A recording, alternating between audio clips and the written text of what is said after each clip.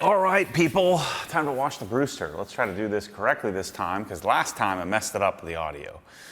Car's not super dirty, but it's I've driven it a few times, so I need to wash it, and I got some stuff to say, and so let's do it. Let's get this thing clean.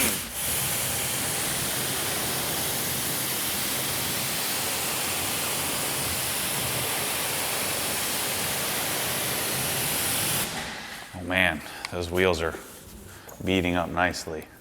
Looks pretty good. Oh, gotta get my Griot's foam cannon here off my little foam cannon holder. I'll show this to you before we're done. I like how I got all my foam cannons all set up now. Just make little tweaks, little adjustments all the time. Griot's foam cannon, making the transition. We're gonna test out some, shoot, I don't know Portuguese. Is it Delet? D-E-L-E-T, Portuguese? It's from Vonix from Brazil. But you saw me use it before in their foamer thingy, which is terrible, their foamer applicator. So I'm gonna try using a regular press-all bottle. So we'll see how it goes. And then I got my Griots here. Show my foam cannon set up. So I made and transitioned all these over. Let's see how we do it.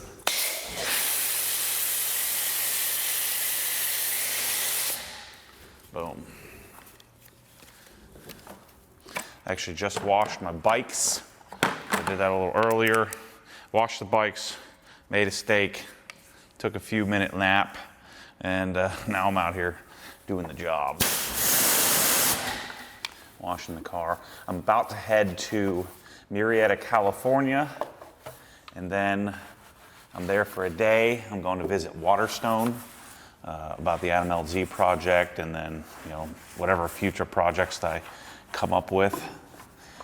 And then I am heading straight to Cedia, which has been a lifelong dream for me to go to it's the custom install version, the high-end version, I think, of Consumer Electronics Show. So it's all home automation, which of course I don't like. And where's my lambskin mitt? There it is. It's home automation, and then like distributed audio and that kind of stuff. I'm excited to go out and see what that's all about. I've never been, always wanted to go. I still have never been to CES as well, so I might try to go to that this year. And of course I have SEMA to go to as well. But right now we have going on, go to og.com. Please help me out so I don't lose my shirt on this. I don't want to lose a bunch of money, but we got two pretty awesome toolboxes that I'm doing a giveaway on. So there'll be a bunch of videos coming out this month about the Snap-on versus Sonic box, which I think is going to be cool. All right, so let's hose this off.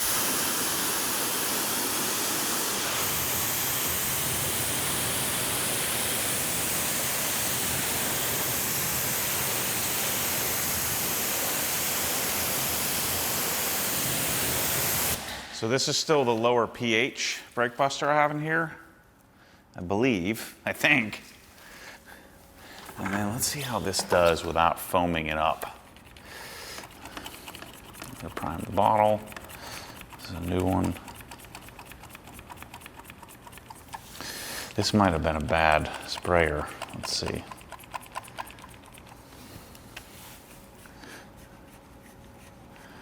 I thought this was a new sprayer, but this might have been an old, oh, this is an old brake buster sprayer, that's why. Shoot. This one's dead. It's got the pink brake buster on it. I thought I had one in the cabinet. So we got some more V2 to try out, some drying aid V2 to play with. It's such a joy to wash a car that's really well dialed.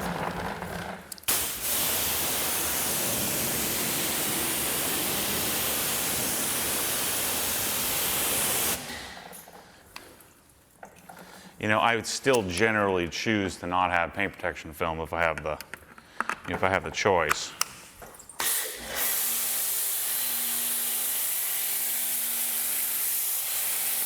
Another real innocent byproduct of the Griot's foam cannon is that it doesn't have that kind of kick.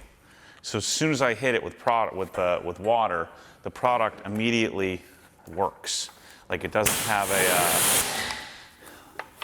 that initial squirt of productless soap or soapless water or whatever you want to say, however you want to say that. You know what I'm talking about. Stainless design. You know, I probably should have made the transition several years ago, but I had such a great relationship with the MTM guys and Mike and Rob. They were no longer there, and you know, we've been talking about for years of innovation. So I kept holding on. I held on too long. Griot's foam cannon's been out for 2 years. I still, you know, but now we need to remake. I want the foam cannon with a quick disconnect. Now we have to remake that for the Griot's foam cannon. I don't like it without a quick disconnect. I think even the wide mouth needs a QD on it. It's just better with it. See, this is the function where carbon ceramics, relatively clean car. I don't need the high alkalinity of the full brake buster. And so this lower alkalinity version actually foams pretty well. It foams a little better. It feels just as slick. The only thing I've noticed is that the foam dies quicker. I need to get another gallon of this just so I can keep playing with it. But my first inclination is that this is the way to go.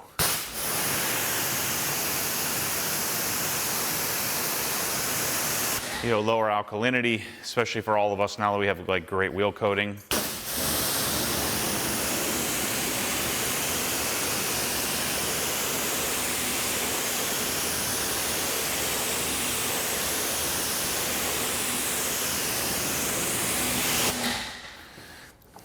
The great wheel coating gives us the ability to, I think, it's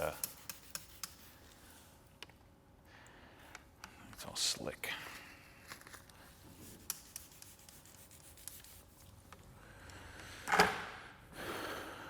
The great wheel coating means that I don't need the alkalinity.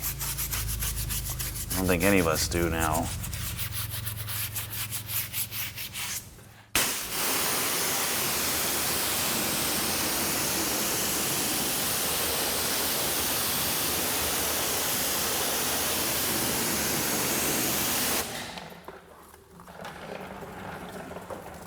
Slide over here. I think I haven't washed something in a couple of weeks. I'm kind of jonesing to get out here and do some work.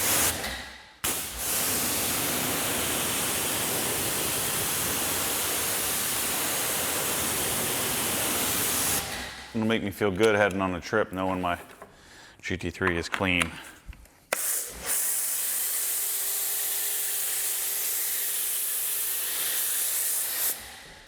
So the toolbox project has been pretty interesting. You know, taking possession of my snap-on box. It's kind of a long-term life pursuit, kind of like this car, to get one. And even though 10 years ago or so, I decided like they're not for me. It's just not good enough. It's too much money, and I mean, me, I love to buy expensive crap, but the quality is suspect at best. And I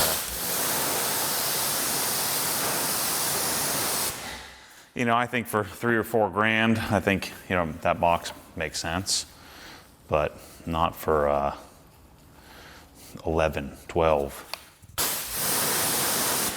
And then all the guys chime in, well, you got ripped off, you can buy it for a lot less. Well, you can only do that if you're buying some janked like some not knocked off, but like open box version, or like you're getting it on some like weird time, and I'm just not willing to, like, I buy stuff when I want it, not I guess if you were a mechanic, you kind of sit back and wait, but I just don't think it's smart that, unless you're making, I think you need to be making like $300,000 or $400,000 a year You know me, I'm all for buying great products and taking my time and getting there.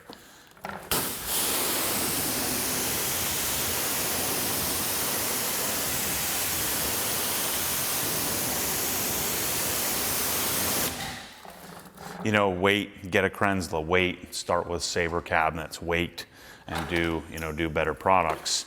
But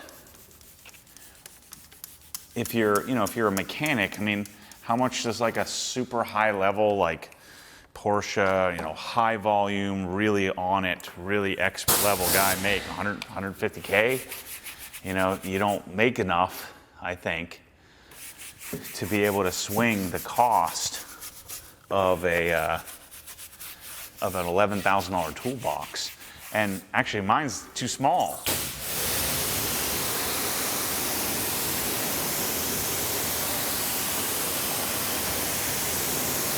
If you were that high level of a mechanic, you would probably need more tools. I guess depending on how specialized your service providing was. I just don't think that the income level matches the cost of the products. $30,000+ in, I'm feeling the darn pain as a white collar business owner that is making content and videos that'll hopefully justify the expense, combined with, I wouldn't even do it unless I was doing a giveaway on the thing in order to recoup that expense. Just so much money. And so all these guys that are justifying it, you're just setting yourself up for a lifetime of failure financially.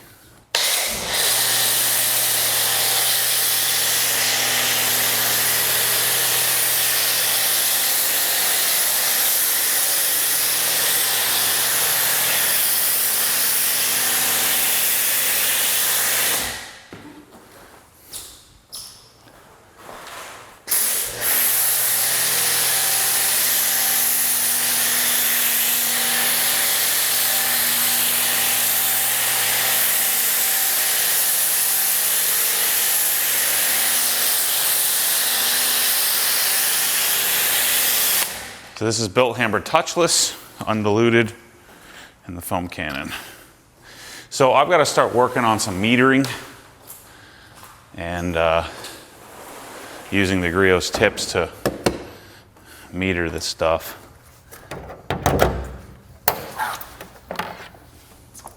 I love this. So good right here. I don't think I've showed you guys this, so we'll let that sit. This is built hammered touchless. We'll let that sit there for 3 or 4 minutes. But see, now I holster my foam cannons right here with the awesome Osmatic stuff, like this.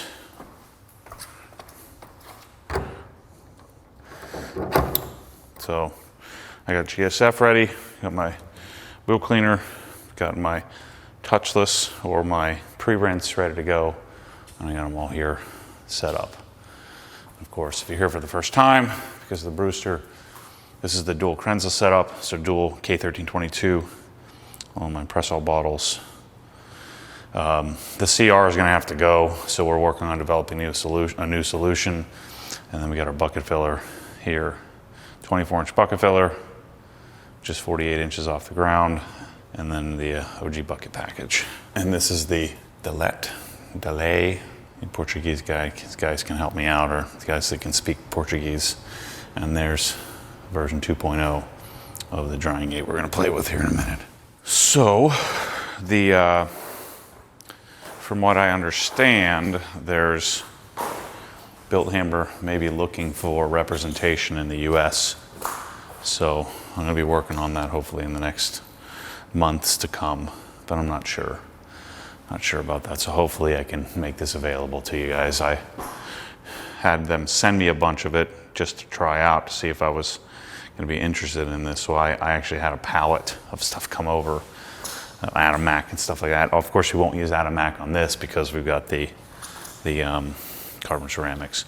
But anyway, like I was saying about, if you're a mechanic, and so I'm kind of torn on this because, if I was, like I went and got a higher level of education, so I, spent $100,000 and something on a degree.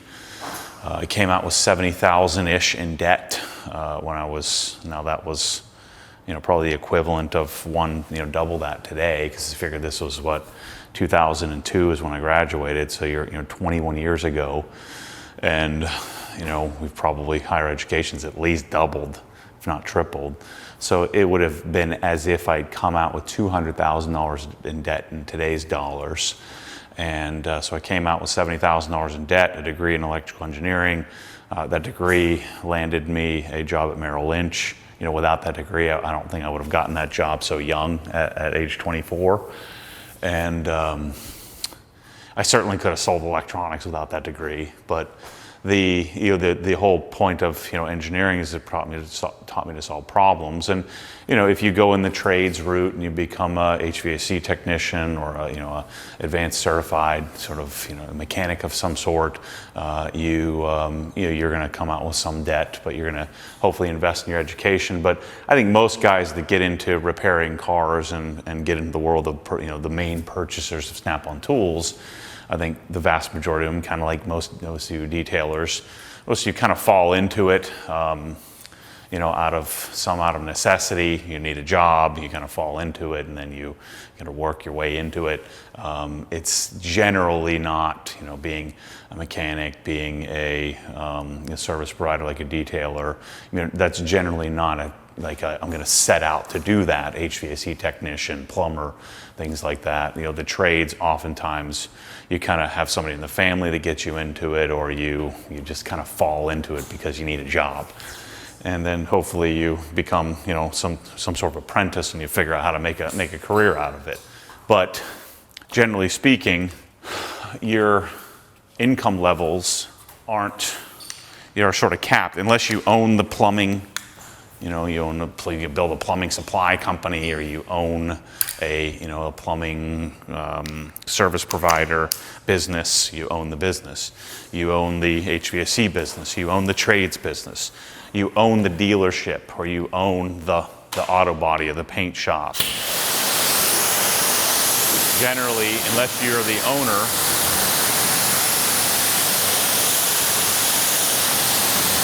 which means you're the business owner, you own a business, you're not going to make enough to justify spending, $25,000 on a toolbox.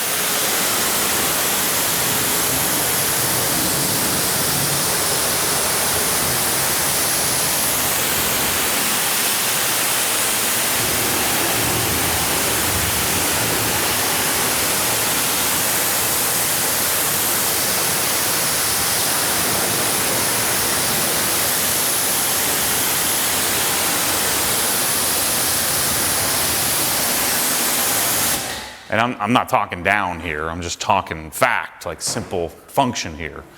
That unless your pathway is to own a detailing shop and you create a detailing line, and a detailer's generally, a detailer oftentimes is going to make more than a mechanic at the dealership. Now, the way that they bill out, which is kind of shady, but the way that they bill out in dealerships, if you are really good and you happen to get a lot of great, warranty work and stuff like that, you're able to bill out quite a bit. Let's say $130 an hour or something.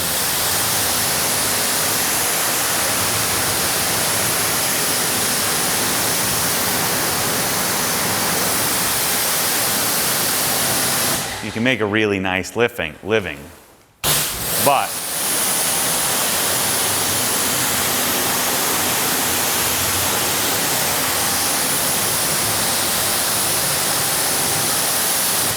But Snap-on knows this.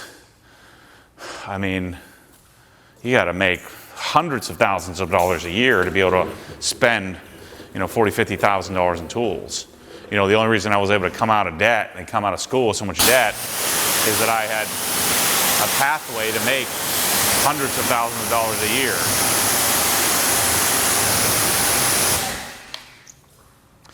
And so let's say you come out of UTI or you come out of school, you come out with debt, and then you put yourself in debt into your purchase of your tools.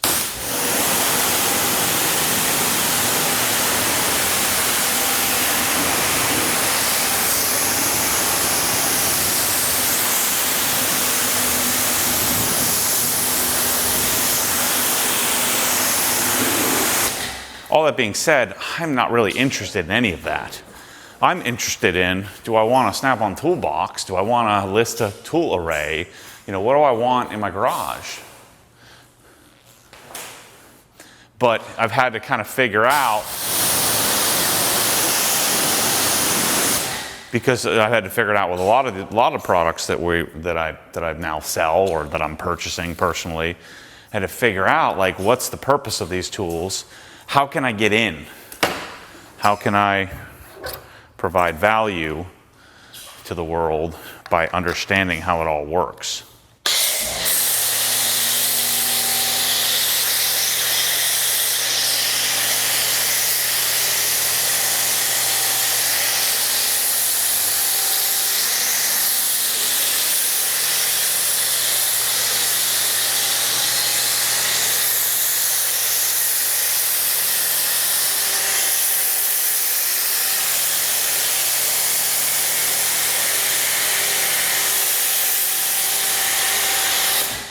So with any product, whether it was pressure washing or polishers or soap, a foam cannon, no matter what it is, closet systems, grills,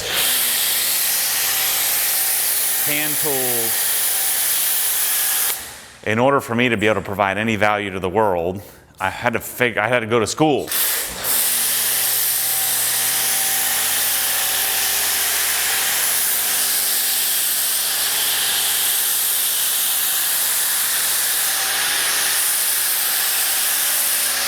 So I started out going to school in the Sonic Tools catalog because I think the Sonic Tools catalog is freaking awesome. I love the foam inlays, I love the organization system. You know, I was pretty sure their tools are decent. I mean, I doubt that the tools are best of the best, but they seem pretty decent to me. And the organization system, the cabinet system, their sort of body of available products was really freaking awesome. And I knew that for me to head down the pathway of becoming an expert and really becoming well versed in products that, tools, and build a package of tools that I wanted to have in my own cabinet, I knew that it was going to cost a lot of money, take a lot of time. I knew that I'd get a lot of pushback too. And I needed to have the resources. I needed to have the team in place.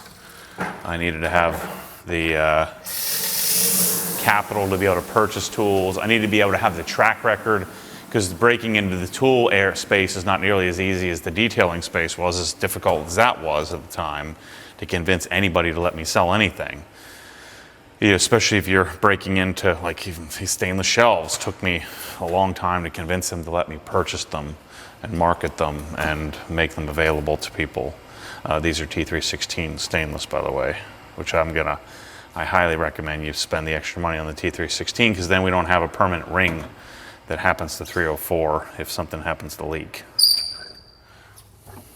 This is a GSF, by the way, Coach Kemi GSF.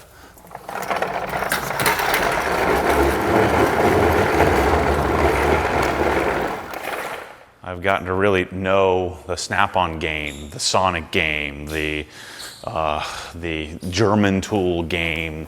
What are they about? How do they market? How do they serve? How do they build a business? And Snap-on is the biggest, baddest. They're the big boys. They sell the most stuff. They have marketed the best. They have a system, and people really like it. But for some reason, I just don't. So I wanted to like it, I wanted to love it, and I go on with the truck, and I've told the story. It's always so darn disappointing. Like, this is just not great. Like, I'm expecting it to be great. It's priced great, meaning it's priced for greatness. Like, it's Rolex level. Shoot, it's more like Paddock level. I've been getting into this whole watch game. I'm trying to understand it. It's on another level of pricing. And then, there's the game of, well, one could argue that if you don't have as much, they'll kind of help you out and give you better deals and stuff. But then if you do have more, then they won't do it.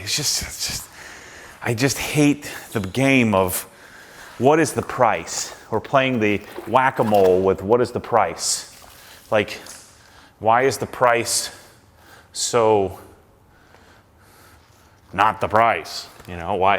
Why is the website different from what the truck guy has? And then for I actually gotten a corporate guy as my truck guy. Now I'm getting a regular truck guy. So a regular truck guy with inventory may run deals. It's just, the whole thing is just so confusing. And then, of course, you got financing to deal with as well. And so Snap-on understands that most people making 75, 80, 100, if you're a really great, service provider, they know that you can't afford this. You can't make it work. Pay your bills, pay your UTI student loans, all that crap. So then you sit around waiting for the government to give you a break. That's just... Now, in a perfect world,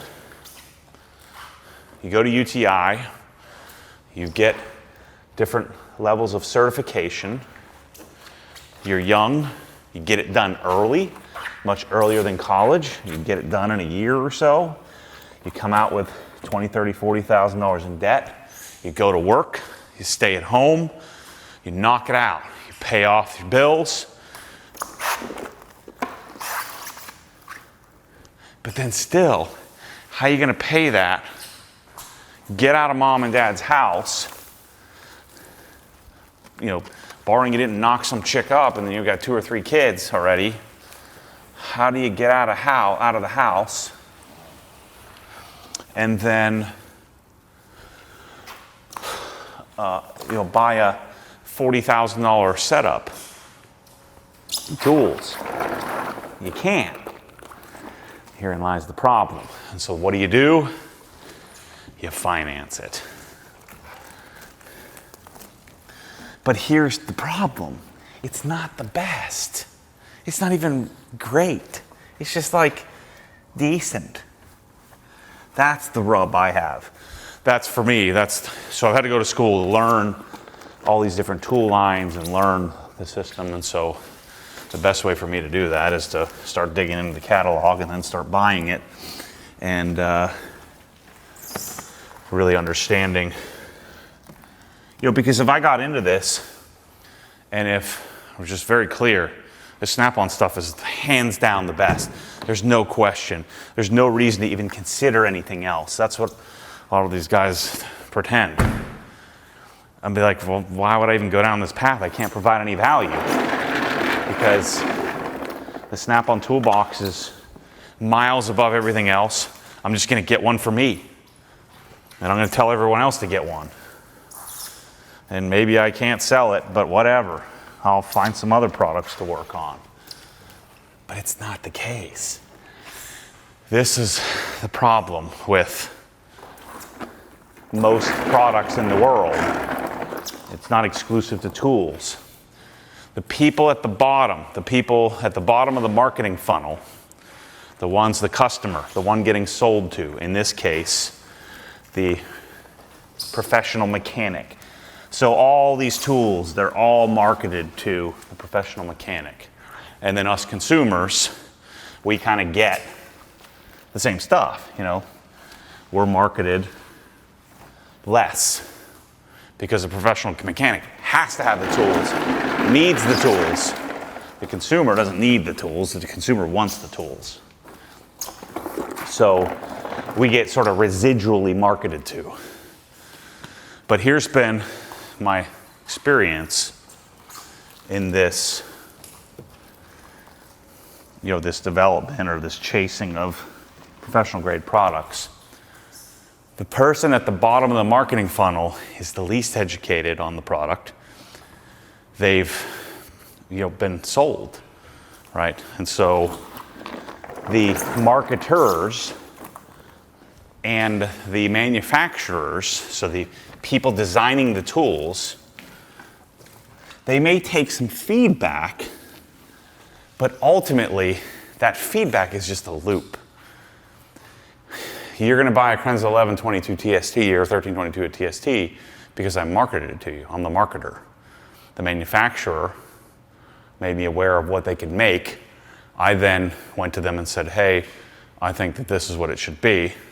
Now, I happen to be a user of the product, not in a professional sense, but in a, I guess, a professional grade sense, or at least an aspirationally professionally grade sense. And so I'm the rarity in this area, where most of the time the marketer, the buyer at Home Depot, the white collar figureheads are the ones that dictate what products are sold. The consumer thinks, well, no, we control it. No, you don't. That's the thing. We don't control that as a consumer. Yes, we can vote with our wallets and blah, blah, blah. But we're stuck with what products are made by the engineer, the manufacturer, and the marketer. Like, we get what they decide.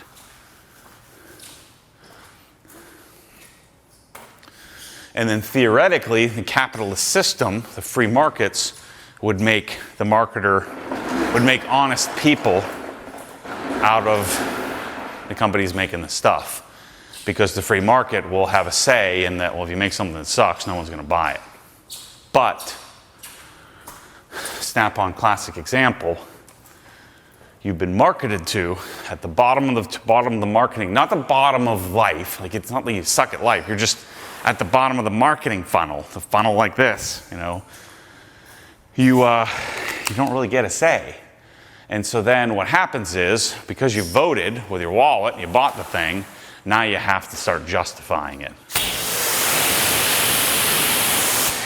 Well, me as a hybrid consumer / marketer, I do get a say, because I'm going to go to the manufacturer and convince them to make something great.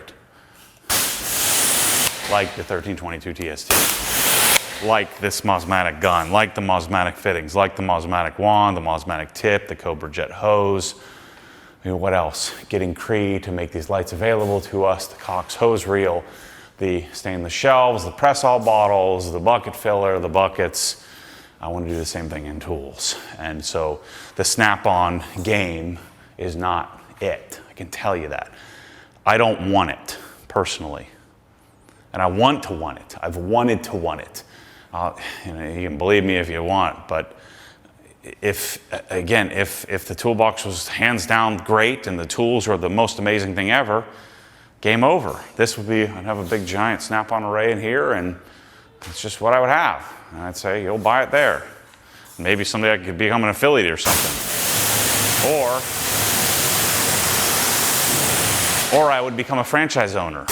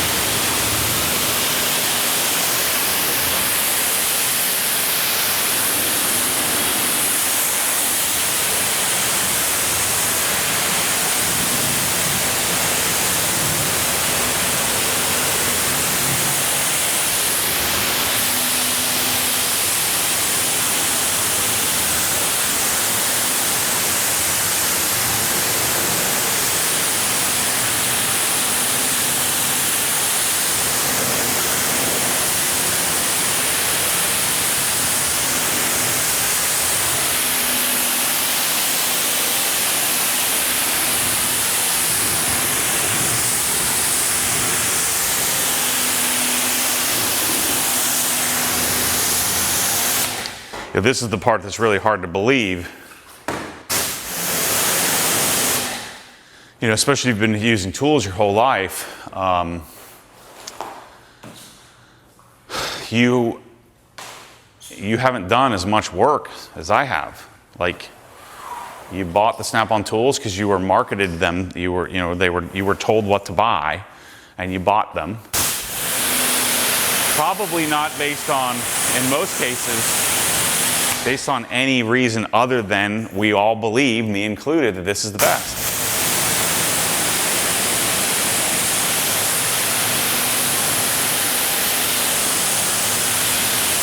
But who told us that?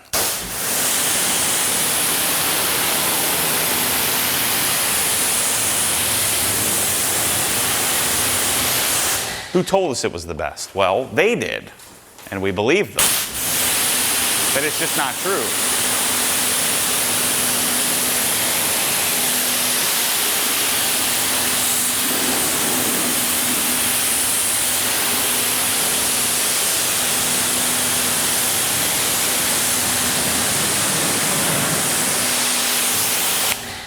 Jeez, this thing's stout.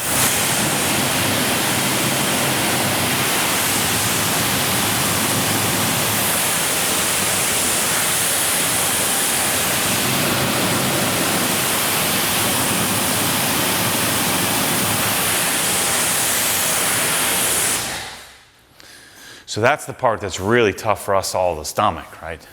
Is that we are at the bottom as a consumer.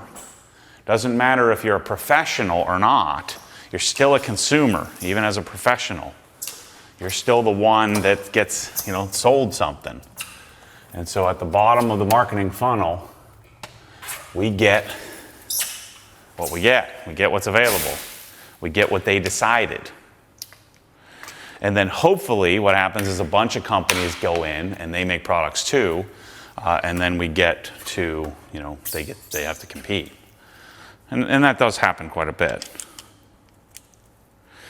But you see, for example, you have, the Chinese copiers, the Harbor Freight comes in, copies one of the worst toolboxes because of the perceived value of that toolbox. If they were smart, they would have found a better toolbox to copy, and they did. They copied the Snap-on box.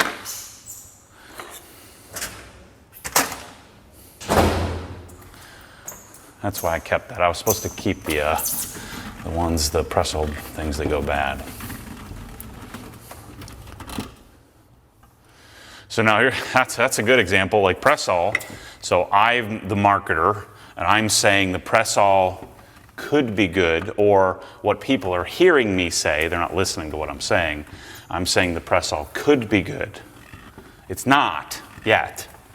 Now, because I have it on my shelf, I'm sort of by proxy giving it my stamp of approval, but I'm really not. I'm still trying to get it to work well.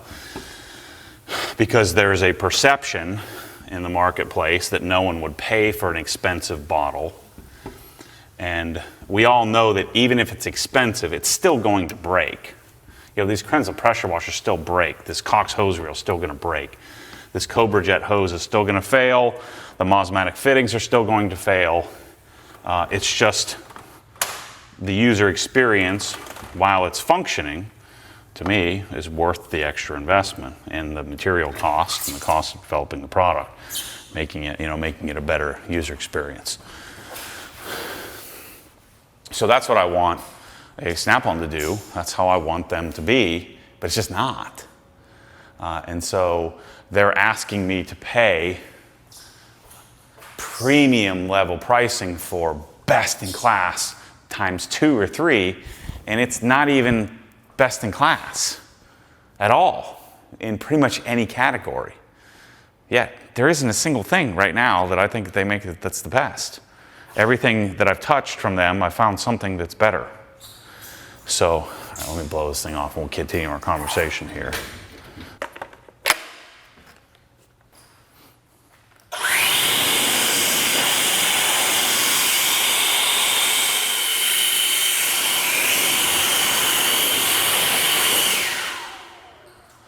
So the one main downside to drying aid I've found is, and it's much more specific, happens much more often in PPF, is that V1, the original version of drying aid, I feel like if I touch the car, it tends to get real, especially with paint protection film and all the layers of business I've got on here. See, right now there's no drying aid on the car, so it's harder for me to fingerprint it, right? I still get it, but it's harder for me to fingerprint. If I do drying aid, so if I do the original stuff, if I touch the surface, now you shouldn't be touching the paint anyway, but if I touch the surface, I'm gonna get lots and lots of, like crazy fingerprint. And so I think what I noticed here with V2 is that I'm not getting that.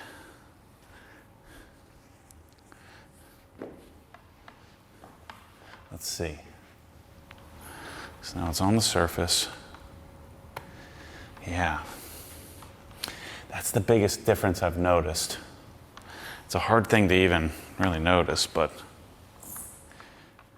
I just know that like on the GT3 RS, the 997, whenever I was doing anything with that car, if anybody had opened the door, like people were taking pictures of it, we're doing Matterport, people would come and visit it, and I'd always have like a smear print on the side, wherever it got touched.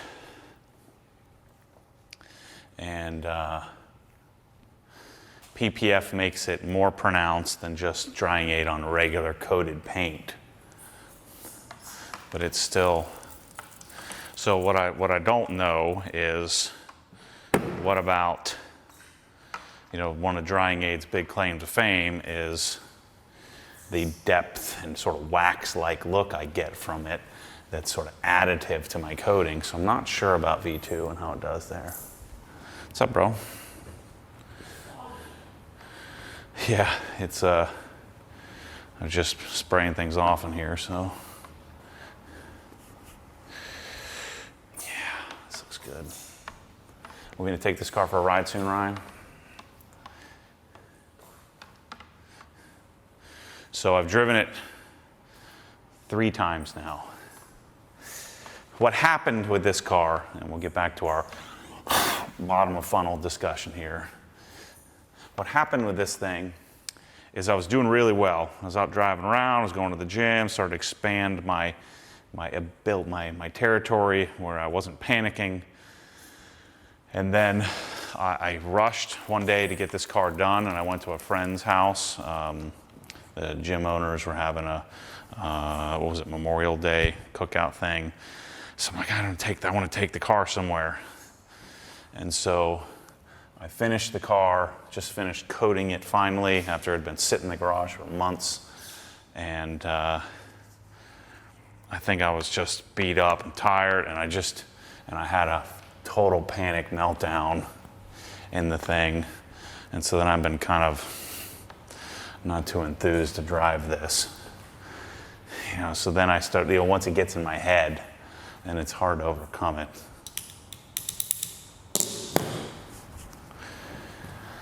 This thing's just so darn expensive and so nice that I don't want to mess it up. It's not that I'm not worried about the elements. I'm not worried about it getting dirty or rock chipped or anything like that. That's not the worry. The worry is I'm going to frickin' pass out and drive into a wall somewhere or something. That's and it seems the fancier the car, the more wound up I get, the more I think about it. So that's the struggle. So anyway, one of my big issues has been, and one of the reasons that Obsessed Garage exists, is that I tell you these things, and I give you the sort of the inside scoop into figuring out how to gain access to great products. Not products that were marketed really well to us, but what are we missing? As I'm the ultimate darn consumer is really all I am. And so then I become a marketer. So it's almost like I've infiltrated the place that we're not allowed. We're not allowed on the inside. We're the bottom of the funnel, right? We're the consumer. And so we get what we're told. You get what you get and you like it, boy. You know, that's kind of how it's set up. And so we're going to get the pressure washers they decide we get. Now, they're constantly trying to figure out, you know, the manufacturers, the owners of businesses, the, you know, engineers, they're always trying to figure out what we want. But ultimately, and this has always been my struggle with, you know, I'm going to get the screwdriver set that the buyer at Milwaukee, or the buyer at Home Depot working with the Milwaukee representatives decide. I don't want that. They don't frickin' know. And so the other alternative is you go to the mechanic, you know, at the bottom of the funnel, the guy that's being marketed to, with all the experience. And so they also all have all the confidence that they're the ones that know. But the problem is they don't know because you're too busy doing your job. You're doing the work. And so you're not out wasting half your life like I am reading catalogs and crap. You're busy, hopefully, working the job, and then you're freaking tired by the time you get home. So you're not able to like spend half your life doing research on what tools are the best. And so you get what you get. And that's the way it's always been and always will be, unless we're willing to possibly consider an alternative, which is kind of my entire wiring. I'm always looking for an alternative. An alternative, unless it's great, which is almost never the case. So if Harbor Freight and Snap-on, so if Harbor Freight was the budget copied option, and you wanted the real deal because you wanted to support the brand, you know, I'm a sucker for brands as well, you wanted to support the real deal thing, then we'd be good to go. Why would we need anything else? But I've been to Harbor Freight and I've been on a Snap-on truck, and I don't want either one of them. It would be a lot easier if that were the case. Then we could just buy that. But it's just not the truth. And so the consumer or the mechanic or the technician very rarely, not saying never, but very rarely made the choice to take that path in their career, and very rarely did they go to school, you know, on products. They don't have time for that.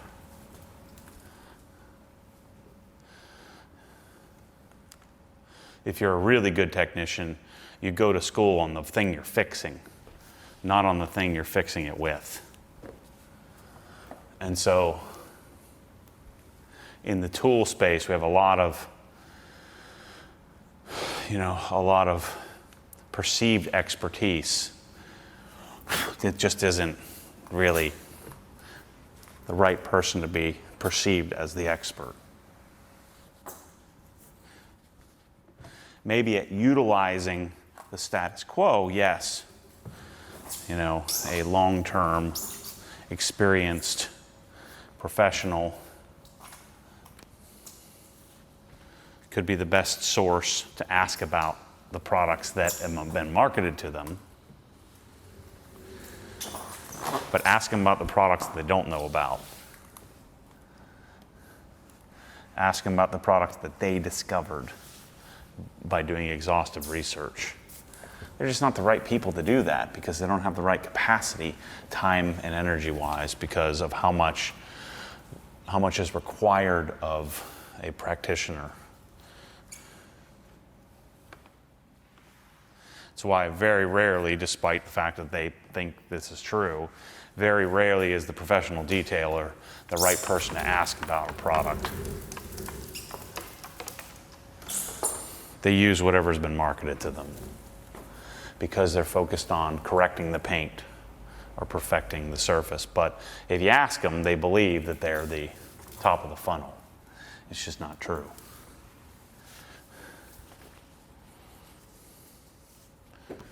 And this isn't positive, this isn't negative, this isn't one person's better than the other person. That's not what I'm saying here. This is just simple fact. Simple, not fact, but function of the system and how it works. I've had to try to break into this system because I just wasn't satisfied with the status quo in product availability. I wanted something better for me, selfishly.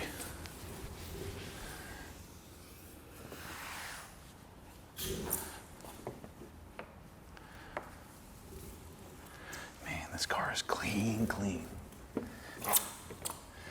I don't know, people. I think 2.0 might be the ticket here. It's also more stable for shipping.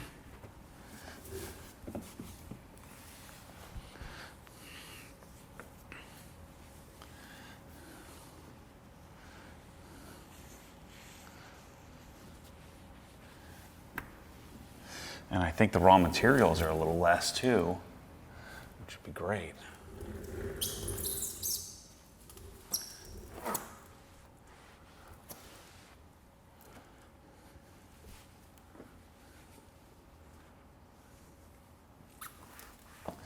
So the Evo's almost ready to hit the streets. You know, there was a base level of modifications that I wanted to do, and I say, thank gosh I didn't buy an Evo when I was in my 20s. Because the level of expense, the level of the sheer quantity of the amount of modifications available on a turbo like STI or Evo is insane. I would have been freaking broke. I would have never paid off these student loans. And my student loans, I would have never been able to pay that off because I would have been too busy buying turbo parts. So I'm glad I stayed the Honda route, although I blew lots of money on that, modifications on those. My Honda's much more practical. So that, again, that's the tough part, just to kind of finish the conversation here, is that, you know, if I was a master level certified tech or pursuing that, and I would want Snap-on too, I think. And so I would have figured out how to get it. I'd probably still be paying for it at 43 years old, not knowing that I'm paying all that for it, and it's not even great. It's just okay. It's just good, just good. Not bad. Some of the stuff is pretty bad, but most of it's just okay, good.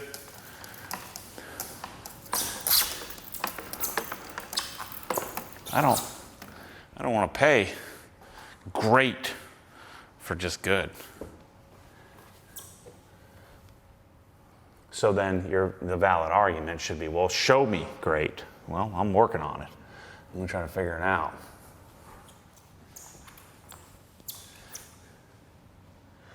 And no, the consumer at the bottom of the funnel is not the person to decide what's great, because you don't have the time and you don't have the access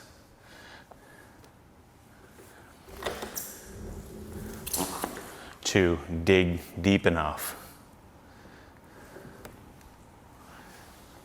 to be able to figure it out.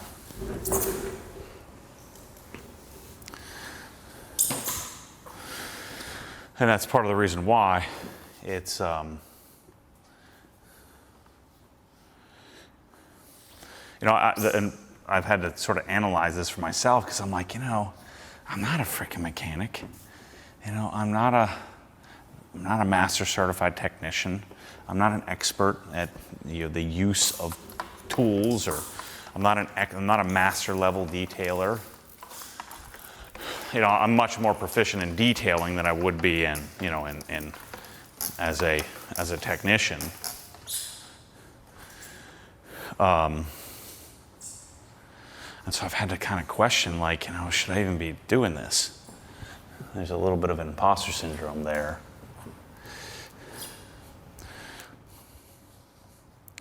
But, you know, the people writing the instruction manuals are not on products.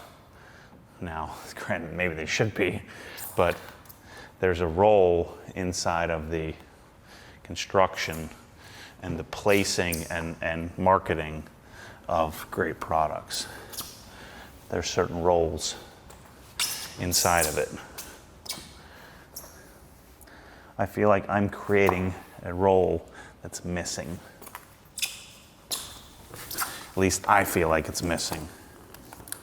I've always felt it missing.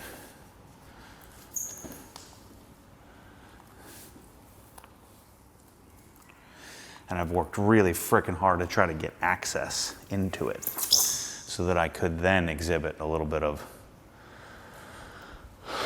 you know, a little bit of value in it.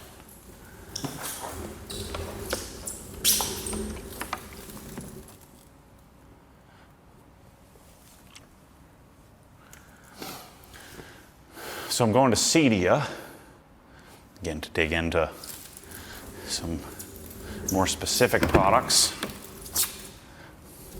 pertaining to distributed audio, garage audio solutions, just stuff that I have a real interest in.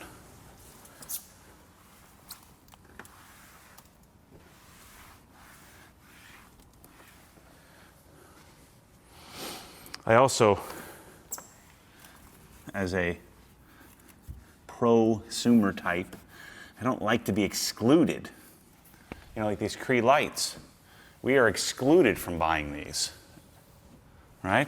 They just don't think that I don't know if they don't think we're smart enough, or they just don't know how to get access to us, but they're marketers, they're the manufacturers, the experts in the product, people that made the product, don't think we want it.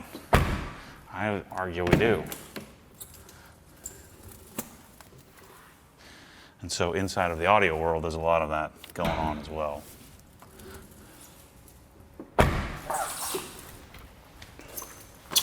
Clean city. There we go. Yeah, I don't know, man. The new drying aid. This new version might be it.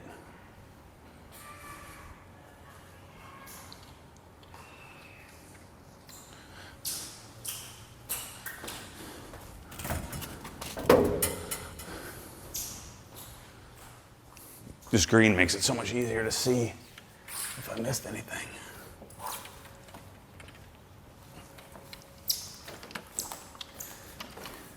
Using a bead maker would be a nightmare on this car. It'd be pretty hard to get all the streaks under control.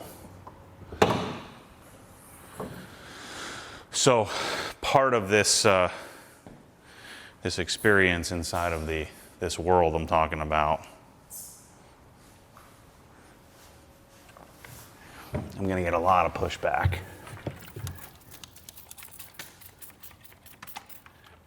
But I don't care. I do care, but I'm not gonna let that stop me.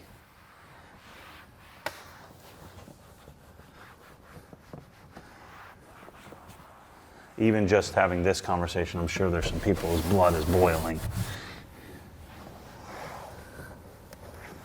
You don't know what you're talking about. No, I do know what I'm talking about. That's the whole point. I know exactly what I'm talking about. Because I've been struggling with it for 9 years now. And before that, just trying to buy cool stuff. Not having access. Not knowing what my options are. Not knowing what exists and what doesn't.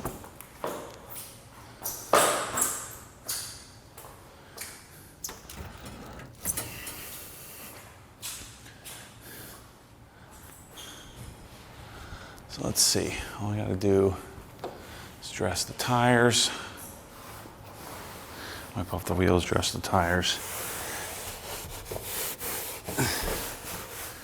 Put this thing on the trickle charger. And I gotta pack my cameras for tomorrow. Because I'm going to visit, like I said, I'm going to visit Waterstone, shoot some video there.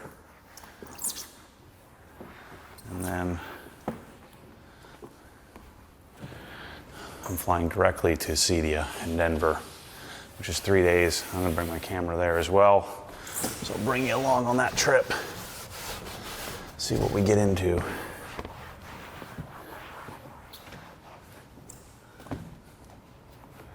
I feel like the 992 gets a lot more water under here than previous gens.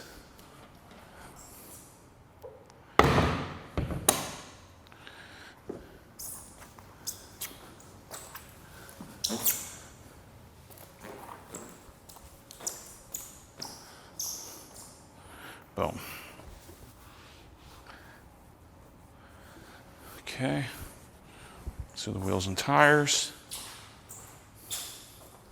I think this tire cleaner did okay.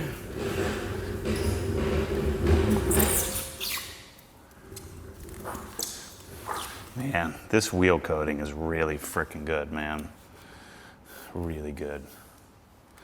I knew it as soon as I washed the first wheel. Armor wheel coating. It's freaking good, man. You know, Deluxe and Gliss is okay, but this is a, single layer product. I think I put 2 coats on this, I think. But I'm only really gonna put 1 on most of my cars. I don't find it necessary to do any more.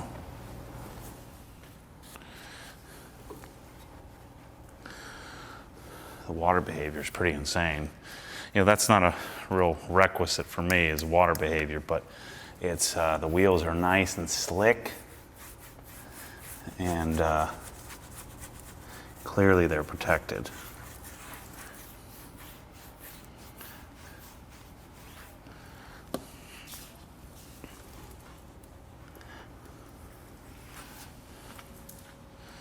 Nice.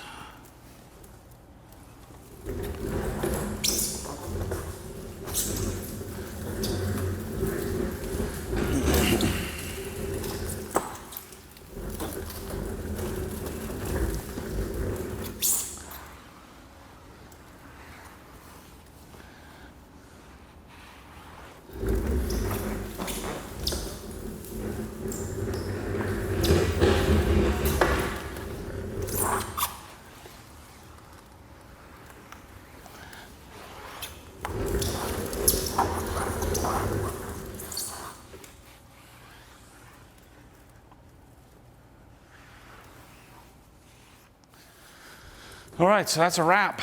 That's a cleaned, not so dirty air to begin with car. But anyway, thanks for hanging out with me tonight, or in the morning, or whenever it is for you. And just kind of working through, trying to figure out, the next grouping of products, which is tools and how that fits and what because think about it, every single product I've had I've had massive pushback on, and the pushback is always a little bit different, and it takes a while for me to understand why is that pushback there, and then what is the value subset, what is the opportunity, and so in the midst of when you're in the fight of it, why is that going on? Anytime you come in and disrupt, why is there pushback? Why are people pushing back on you, both consumers and industry in general? Is it because I'm stupid, or is it because there's an opportunity there? And to date, it's always been an opportunity to provide a different take and to hopefully bring better stuff. I mean, just thinking about this detailing process, everything in here, everything I use in this process has been, a struggle to get, and now this, washing process is such a different experience. Yeah, it's more expensive, yeah. Now there's, knockoff copiers of a lot of the stuff, but in general, there's hopefully, we can all leave the world a little better place, even if it is in a materialistic sense of some great, items that we can all use and play with. So Anyway, thanks for being here. Thanks for watching. Next car, I do have to wash the E36. I don't know if I'll wash that on camera or not, but that might be next weekend. I do need to wash the Rivian, so I'd like to do a initial wash and talk on that. I do need to wash the Raptor as well. Kind of waiting for it to cool off a little bit. Raptor's too big to wash in here. This place will get soaked. And I'll just have to, you have to spray a lot more water so it'll get too humid and misty in here. But anyway, thanks for watching.